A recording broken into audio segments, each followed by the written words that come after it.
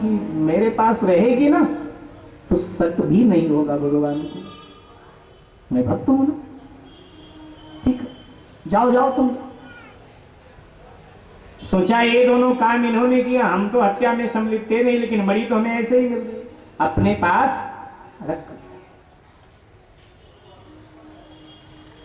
लोभ आता, ये मन कब धोखा दे कुछ पता नहीं। अक्रूर जैसा भक्त भी कहीं भूल कर जाता है, लेकिन भगवान का स्वभाव त्याग नहीं करते अपने भक्त। भगवान ने पीछा किया, कृतवर्मा काशी तक गए, कृतवर्मा को मार दिया, लेकिन सुधन्वा आगे भगा। कृतवर्मा के पास टटोली गई मणि, लेकिन मिली नहीं। साथ में बलराम जी आगे बढ़े, जब मिथिला की सीमा तक पहुंचे तो चक्र सुदर्शन छोड़ा तो सुधन्वा भी मर गए। भगवान आगे थे तो पहले पहुंच गए सुधन्वा के पास, उसके वस्त्रों में मणि टटोलने लगी, लेकिन मणि मिली। बलराम जी पहुंचे, बोले मणि, बोले दाऊ भैया मणि नहीं मिली। कहने लगे बलराम जी, इसका मतलब यह है तूने मणि चुरा लिया, मणि इसी के पास थी, फिर गई कहां? तो मणि में मुझे हिस्सा नहीं देना चाहता। विवाद कर लिया, और विवाद करके बलराम जी ने कहा मैं द्वारिका भी नहीं जाता, वो भी तू ले ले, मैं नहीं जाता। बलराम जी चले गए मिथिला, और 1 वर्ष तक बलराम जी मिथिला में निवास करते रहे। सद्धनवा को मार करके प्रभु द्वारिका आ गए, लेकिन मणि में खोजबीन होने लगी। अक्रूर का मन बदल गया। अपने आप अक्रूर ने सोचा मैंने गलती किया, मैं उन्हीं का हूं, उन्हीं के साथ चल, ठीक।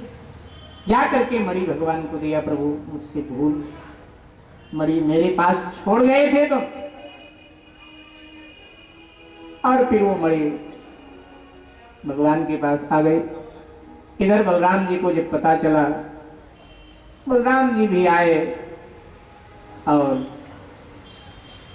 भगवान से कहा भाई कन्हैया भूल हमसे भी हुई, हमने ऐसे आरोप लगाया। तो इस प्रकार से सत्यभामा प्रभु को प्राप्त हुई।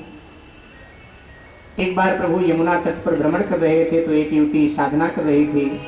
भगवान ने पूछा कौन है? उसने कहा मैं सूर्य की पुत्री कालिंदी यमुना हूँ, कृष्ण को पति बनाने के लिए तप कर रही हूँ। भगवान ने कहा मैं ही कृष्ण हूँ। तो उसने सूर्य नारायण को याद किया, भगवान सूर्य आए और कालिंदी का हाथ भगवान के हाथ में दे दिया। तो इस प्रकार से भगवान की 4 पत्नियां हो गई। उस समय स्वयंवर की परंपरा थी। अब राजकुमारों को वहां जाना भी अनिवार्य होता था। उज्जैन के राजा बिंदुसेन ने अपनी बेटी मित्रवृंदा का स्वयंवर किया। भगवान गए तो मित्रवृंदा ने भी भगवान के गले में माला डाल दिया, तो भगवान को लेके आना पड़ा। 5 पत्नियां हो गई। फिर अवध के नरेश महाराज नग्नजित ने अपनी बेटी सत्या का स्वयंवर किया, तो उसने भी भगवान के गले में माला डाल दी। सत्या को भी लेके भगवान 6 पत्नियां हो गई। कैके देश के महाराज ने भद्रा का स्वयंवर किया अपनी बेटी का, उसने भी भगवान का वर्ण किया, तो उसे भी ले आए। 7 पत्नियां हो गई। और फिर मध्य देश के महाराज ने अपनी बेटी लक्ष्मणा का स्वयंवर किया, वहां भी भगवान गए थे, तो उसने भी भगवान का वर्ण किया, तो उसे भी ले आए। 8 पत्नियां भगवान। नरकासुर नाम का एक दानव है, उसने 16,100 कन्याओं का अपहरण किया है। भगवान से उन लोगों ने पत्र भेजकर अनुनय विनय किया, इसके बंधन से मुक्ति दिलाए, और भगवान ने नरकासुर का वध किया। आज का जो असम है वहां का ये राजा था, कामरूप इसका नाम था। वर्तमान का जो असम है कामरूप इसका नाम था, वहीं का राजा था। तो उसे मार करके भगवान ने उन 16,100 कन्याओं को मुक्ति प्रदान किया। और फिर वो जिस देश की जिस राजा की बेटी थी उनके यहाँ उनको भेज दिया, लेकिन उन परिवारों ने उन्हें स्वीकार नहीं किया, उन कन्याओं को, कि भाई तुम नरकासुर के पास रह चुकी हो, इसलिए हम तुम्हें अब स्वीकार नहीं करें, कोई संबंध हमारा तुम्हारा। तो उदास निराश फिर भगवान के पास आए, हम निराश्रित हो गई, क्या करें? तो भगवान ने उन 16,100 कन्याओं से भी विवाह कर लिया, और अब 16,108 पत्नियां भगवान के हो गई। ये कथा है। एक बात और समझ लीजिए, हमारे आपके जो पूर्वज थे बड़े समझदार थे। उन्हें पता था कि तत्व ज्ञान इतने जल्दी मन मस्तिष्क में कलयुग के लोगों के नहीं उतरेगा, इसलिए उसको कथा का रूप दिया कि कथा के रूप में, कथा के शैली में जब उस बात को हम कहेंगे तो लोगों के मन मस्तिष्क में उतरेगा। इससे सरल और सीधी शैली हमारे आपके पूर्वजों के पास नहीं थी, इसलिए कथा के रूप में उसको जोड़ा। पीपल का पूजन करना चाहिए, पीपल को काटना नहीं चाहिए, देवता है। क्यों? विज्ञान के दृष्टि से देखें तो पीपल 24 घंटा हमें ऑक्सीजन देता है, हमारे जीवन की रक्षा करता है। तो हमारा कर्तव्य है कि हम भी उसके जीवन की रक्षा करें। लेकिन हमारे आपके पूर्वजों ने इसको धर्म से जोड़ा है। धर्म से जोड़ेंगे नहीं तो पीपल को नुकसान पहुंचाएंगे हमारी संतानें, इसलिए धर्म से उसको जोड़ें। उस विज्ञान के बात को धर्म से जोड़ें। ऐसे ही इस तत्व ज्ञान को यहां कथानक के रूप में जोड़ा। 16 वेद में 3 कांड है, ज्ञान कांड, कर्म कांड, उपासना कांड, 3 कांड। जो उपासना कांड के मंत्र हैं वो 16,100 हैं। और वेदों का अपहरण ही नरकासुर ने किया था। नरकासुर को मारकर प्रभु ने वेदों का उद्धार किया। तो वेद के जो 16,100 मंत्र हैं वो कृष्ण का वखान करते हैं। वही भगवान कृष्ण की 16,100 रानियां हैं। समझिएगा। अब आता है कि 8 पटरानियां कौन सी हैं? तो 8 पटरानियां ये हैं: भूमिरापो अनलो वायु खम मनो बुद्धिरेव च अहंकार्यतीयं में भिन्ना प्रकृति रष्टधा। ये जो 8 प्रकृतियां हैं यही कृष्ण की 8 पटरानियां हैं। 8 पटरा। समझ में आ गई बात? 16,108 रानियों का रहस्य आया ना समझ? ये है भगवान श्री कृष्ण की 16,108 पटरानियां, रानियां जो भी आ। सुखदेव जी महाराज ने पावन आख्यान परीक्षित से कहा। तत्पश्चात महाराज सुदामा की पावन कथा।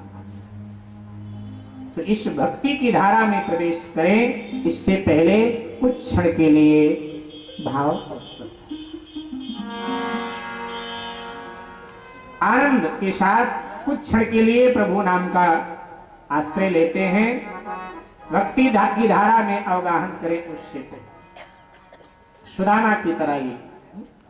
अब किसी महफिल में जाने कि हमें फुर्सत नहीं, अब कहीं पर दिल लगाने की हमें फुर्सत।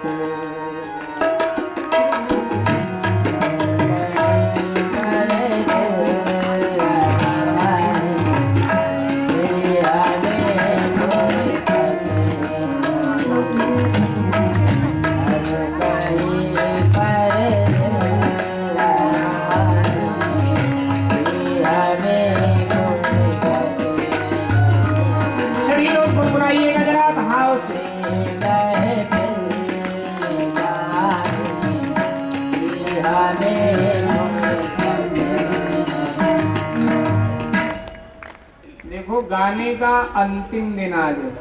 कल तो गाना है, कल तो गाओगे नहीं, कल तो सोओगे इस समय। इसलिए आज गा लो, और गाना आए तो भी गा लो, ना आए तो जोर से मुंह फाड़ दिया करो, आ कर दिया। भगवान समझेंगे कथा में बैठा बैठा हमें बुला रहा है। भगवान बड़े सरल हैं। हमारे उत्तर प्रदेश के देहातों में हमने देखा है कि ब्याह शादी हो ना तो गीत गाने बहने जाती हैं।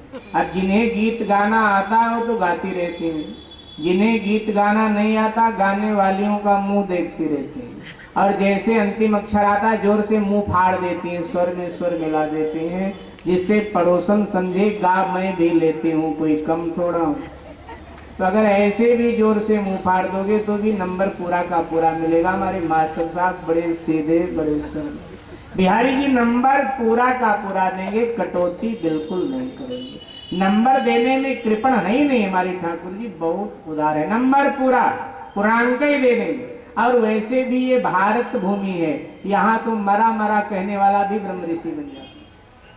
और जब मरा मरा कहने वाला ब्रह्म ऋषि बन जाता है तो अपन को क्या चिंता, हम तो राम राम कम से कम कह ही लेते हैं ना, इसलिए कोई चिंता की बात नहीं। इसलिए सभी लोग बाहर से आनंद से अब किसी महफिल में जाने कि हमें फुर्सत नहीं, अब कहीं पर दिल लगाने की हमें फुर्सत,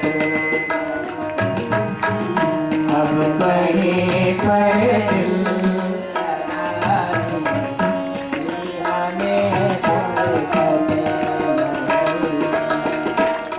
कहीं पर दिल लगाने की हमें फुर्सत नहीं, अब कहीं पर दिल लगाने की हमें फुर्सत नहीं, अब किसी महफिल में जाने की हमें फुर्सत श्याम के दरबार,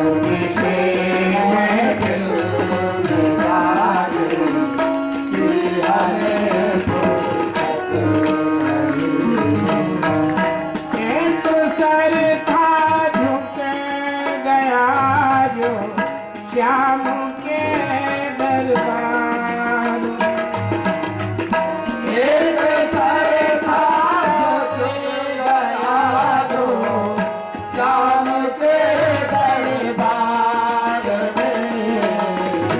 गैर के आगे झुकाने की हमें फुर्सत,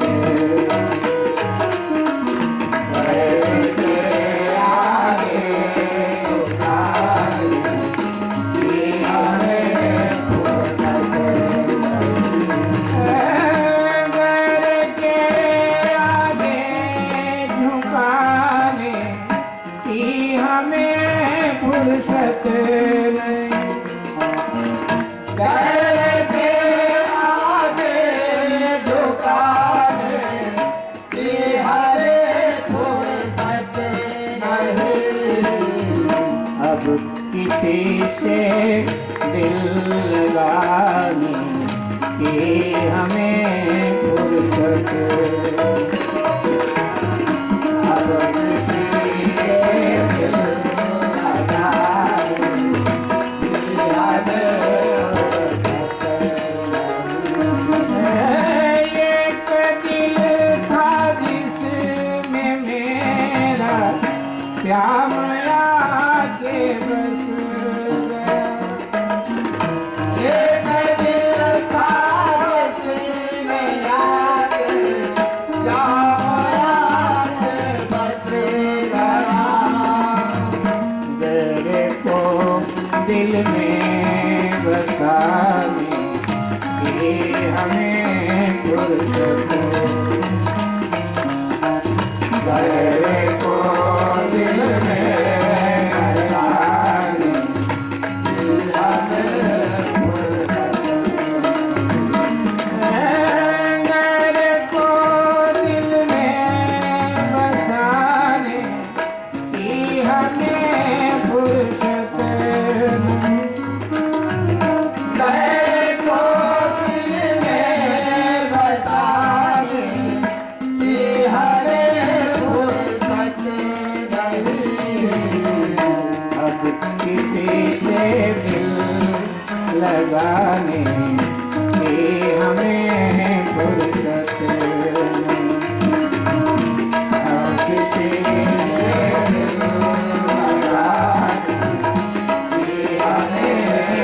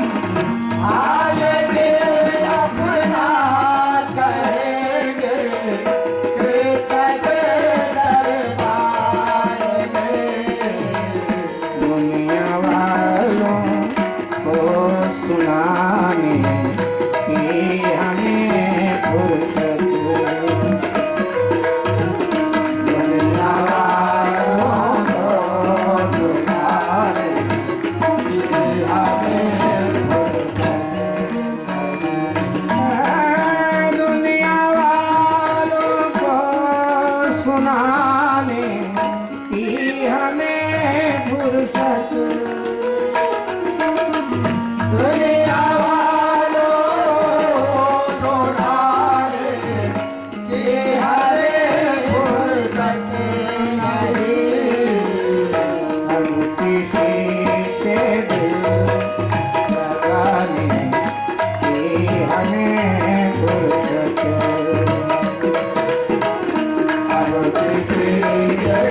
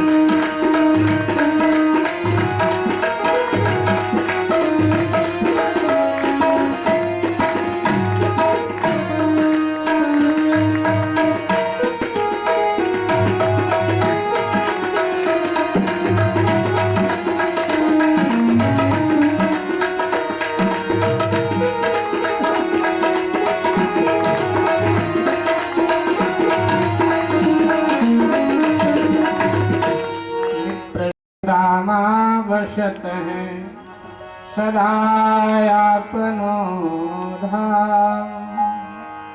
भिक्षा करी भोजन करे ये जपे हरिनाम। सुदामा भगवान श्री कृष्ण के मित्र सखा। कभी संदीपनी गुरु के आश्रम में दोनों साथ साथ पढ़ते थे। अध्ययन का समय जब पूर्ण हुआ, भगवान द्वारिका में, सुदामा अपने गांव। सुदामा भगवान के निष्काम भक्त। भक्ति दो प्रकार की होती, सकाम निष्काम। सकाम में भक्ति के बदले भगवान से लेने का भाव होता है, लेकिन निष्काम में भक्ति करके भक्त भगवान से भगवान को भी नहीं मांगे ना। जो तेरी इच्छा हो कर, इच्छा हो दर्शन दे देना, नहीं इच्छा हो मत देना, कोई। ये तो मेरा कर्तव्य है, मेरा अधिकार है, मेरा कर्तव्य है तुझसे प्रेम करना, सो मैं कर रहा हूं। मांगता जो भक्त भजन के बदले भगवान से मांग लेता है, भगवान ने भी दिया, बात खत्म। राजी है भगवान की, अच्छा है तू काम कर, दाम ले, बात खत्म। लेकिन जो भक्ति के बदले भगवान से कुछ लेता नहीं है, भगवान उसका गुलाम हो जाता है। जैसे हनुमान जी का गुलाम, जैसे राधा जी का